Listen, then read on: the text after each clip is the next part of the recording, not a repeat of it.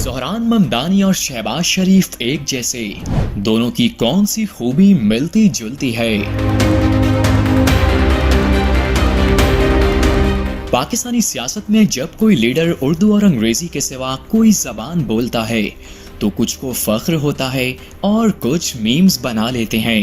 लेकिन क्या आप जानते हैं कि ज़हरान ममदानी भी शहबाज शरीफ की तरह एक नहीं, कई आलमी ज़बानों पर अबूर रखते हैं।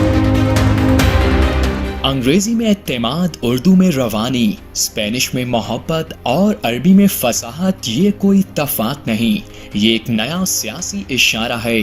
शहबाज शरीफ को ज़बानों की सियासत में माहिर माना जाता है, लेकिन अब ज़हरान ममदानी भी उसी राह पर, उसी अंदाज में और शायद उसी मकसद से आगे बढ़ते दिखाई दे रहे हैं। जी हाँ, ज़हरान ममदानी सिर्फ अल्फाज नहीं बोलते, ज़बानों से दिल जीतते हैं।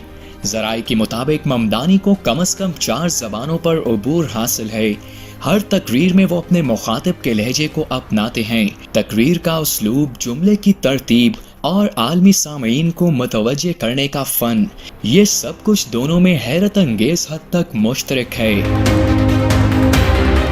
कुछ लोग इसे शहबाज शरीफ का अंदाज़े बयां कह रहे हैं, तो कुछ का मानना है कि ये तो सियासी मैदान का नया ज़बानबाज लीडर है।